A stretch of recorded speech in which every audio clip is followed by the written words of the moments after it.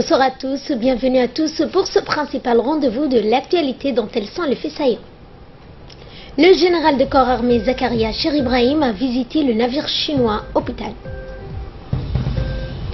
Et le partenariat entre Yali Club et la mairie de Djibouti a été donc paraphé ce matin. Trump a ratifié a réaffirmé à Abdel Fattah al-Sisi son soutien indéfectible.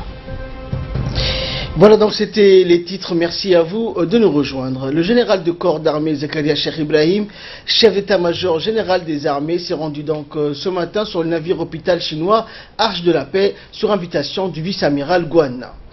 Arrivé sur le lieu, le général Zakaria Cher Ibrahim a été donc accueilli par une délégation de l'état-major de l'armée ainsi que le vice-amiral Guan Balin, chef de la mission humanitaire chinoise, l'attaché de défense chinois à Djibouti, le colonel supérieur Ji ainsi que de nombreux officiers de la défense chinoise.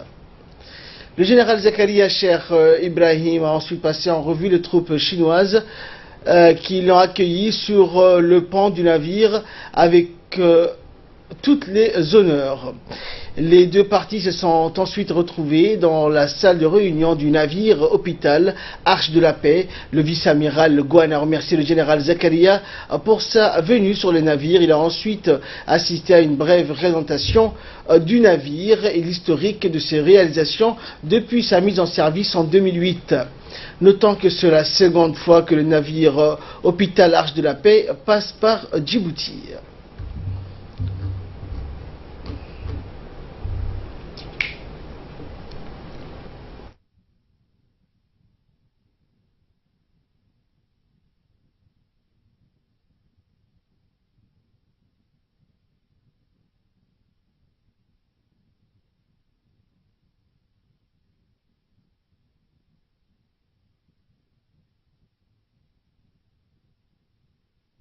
Et à l'issue de la réunion de prise de contact, le général Zakaria Cher Ibrahim et les officiers de l'état-major djiboutien ont visité les différentes installations du navire.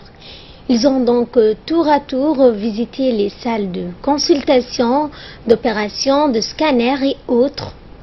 Sur le pont du navire, le général Zakaria a aussi visité l'hélicoptère sanitaire prévu pour l'évacuation en urgence de certains patients. Rappelons que l'Arche de la Paix a accosté au port de Djibouti mercredi dernier et compte prodiguer des soins de qualité aux militaires ainsi qu'à la population civile.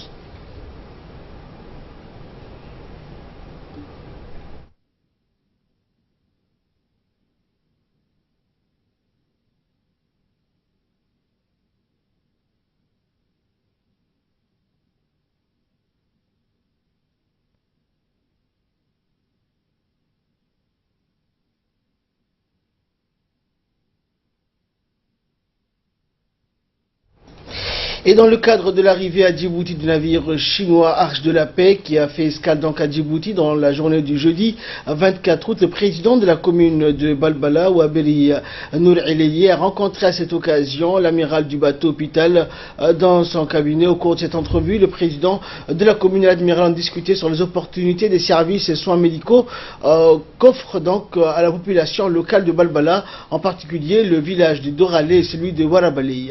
Le président de la commune de Balbala, Ouaberi Nour, a mis en exergue sa volonté et sa détermination à faire donc passer en premier les besoins et préoccupations de la communauté de Balbala.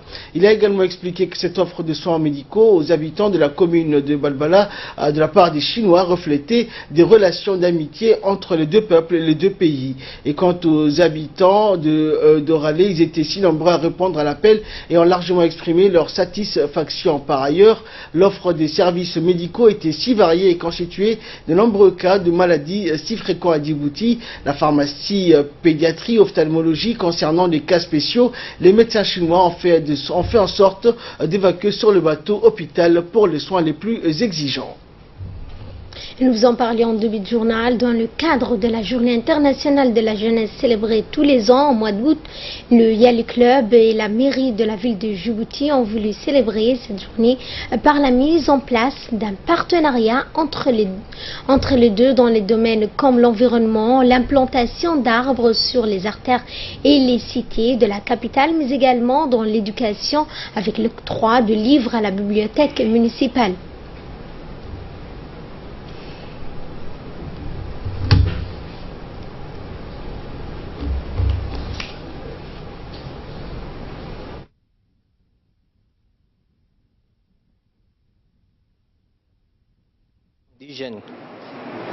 Dix jeunes djiboutiens, que ce soit de la ville de Djibouti ou bien que ce soit des régions de l'intérieur, passent 6 semaines jusqu'à 8 semaines aux États-Unis et durant leur formation qu'on appelle le Mandela Washington Fellowship, ils essaient de visiter des villes, ils prennent des contacts avec des partenaires, des organisations, des ONG aux États-Unis et c'est une opportunité en or pour la mairie d'avoir des contacts de ce genre afin de développer un partenariat étroit dans le futur. Également dans l'actualité, l'ambassade d'Éthiopie à Djibouti a célébré donc hier après-midi au club éthiopien une cérémonie de souvenir pour l'anniversaire de la 5e année de disparition de l'ancien Premier ministre éthiopien Meles Zenawi, décédé, rappelons-le, en août 2012. La communauté éthiopienne vivant à Djibouti a participé à la cérémonie de souvenir qui était présidée par l'ambassadeur de l'Éthiopie à Djibouti, Chamebo Tfitamo Abedo. Les posters géants de l'ancien Premier ministre éthiopien décédé donc étaient affichés dans toute la salle de cérémonie et des projections vidéo sur la biographie, sur le début de la carrière de feu Meles Zenawi ont été donc diffusées aux participants.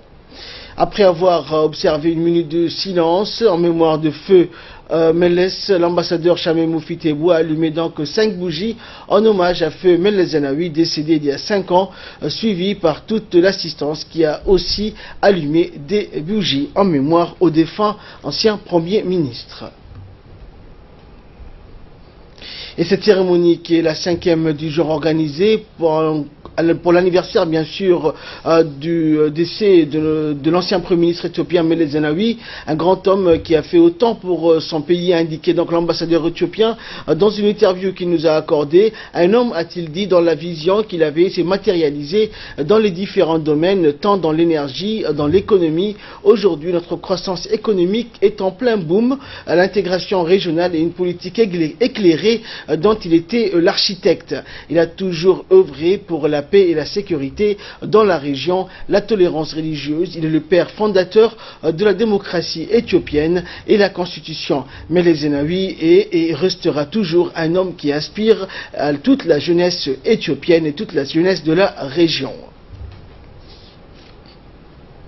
Environnement, cette fois, l'association Djibouti Nature a organisé au conseil régional de Tadjoura un atelier de réflexion sur les méfaits de la plante envahissante dénommée Prosopis et sur les actions pour prendre et pour lutter contre son expansion nuisible pour l'environnement et la vie communautaire. En effet, le Prosopis est une plante nocive pour la biodiversité puisqu'il détruit toutes les autres espèces végétales et animales dans les zones. La plante prolifère et accentue ainsi le risque de désertification. L'atelier a vu la participation des représentants des institutions de recherche de 6 pays de la Corne d'Afrique, à savoir Djibouti, l'Éthiopie, le Kenya, la Somalie, le Soudan et le Soudan du Sud.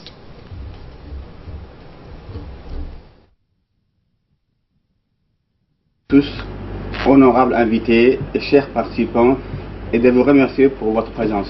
Les personnalités des pays amis voisins qui nous accompagnent aujourd'hui pour animer et partager leurs expériences respectives sur cette plante dévastatrice. La tenue de cet séminaire répond parfaitement à un souhait que l'association Djibouti Nature a initié. Et je suis persuadé que votre contribution est essentielle dans ce combat. Comme le savons tous, le Prosopis est une plante nocive pour la biodiversité.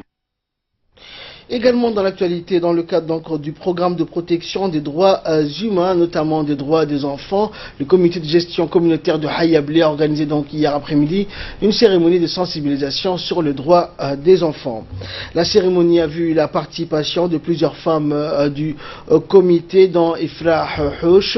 Bien sûr, une sensibilisation serait d'une importance capitale car les jeunes ont beaucoup plus de temps, notamment en période d'été, à passer dans les endroits de rencontre tels que les CDC, mais aussi ce temps peut parfois être la cause de la tendance massive des jeunes vers la drogue, car l'oisiveté est la mère de tous les vices. Et la cérémonie a vu également la participation de la coordinatrice de l'UNFD qui nous a rappelé donc que la pratique de mutilation génitale féminine néfaste qui n'a d'origine nulle part dans le Coran. Et enfin, la coordinatrice a remercié l'UNFD et l'UNICEF qui déploient toujours des gros moyens pour la protection des droits humains, notamment des droits des enfants. En sport, cette fois sous l'égide du secrétariat d'État à la jeunesse et au sport, l'association des jeunes dénommée ITRO a organisé la seconde édition du tournoi Omnisport qui a opposé l'équipe de Bok, celle de Tadjira, Médého et d'Alayaf. Les équipes en lice pour ce tournoi se sont affrontées pendant 2 jours sur 5 disciplines différentes que sont le football, l'athlétisme, le volleyball, la natation et la pétanque. Pour le football, l'équipe organisatrice du tournoi, le Dalayaf, a battu la ville blanche de Tadjoura sur un score de 2-1 et s'est vue sacrée championne de la seconde édition. Pour la natation, la première et la deuxième place ont été donc assurées par cette même équipe, tandis que Tadjoura s'est contenté de la 3e place. En athlétisme, c'est encore donc Dalayaf qui s'est imposé en raflant au passage toutes les médailles. La cérémonie de remise de trophées s'est déroulée en présence du préfet de la région Hassan Dabelé, du président du conseil régional Mohamed Hassan, du représentant du secrétariat d'État à la jeunesse et au sport. Et pour moi, c'est l'occasion également de féliciter donc tout le monde, donc tous les partenaires qui les ont appuyés de près et de loin. Et j'ose espérer que dans le futur aussi d'autres localités puissent organiser ce genre de rencontres et que nous, au niveau du conseil régional, on va les appuyer dans tout, comme le secrétariat de la jeunesse et du sport, que je remercie encore une fois pour tous les appuis qu'il apporte à la jeunesse boucoise. Et enfin, pour clore l'actualité nationale, dans le cadre du rapprochement des jeunes issus de la région de Wehima, l'association d'Afenaitou pour le développement a organisé la 3e édition du tournoi d'été de football interlocalité. Cette initiative a été entreprise par Mohamed Asbala en collaboration avec les responsables de la région, notamment Mohamed Ibrahim, membre des élus locaux, Fatou Mohamed Hamisso et Hassan Ali Bayri. Plusieurs équipes donc ont participé à ce tournoi dont la finale a été remportée au tir au but par l'équipe Adailou sur un score de 3-1 contre l'équipe d'Afnou.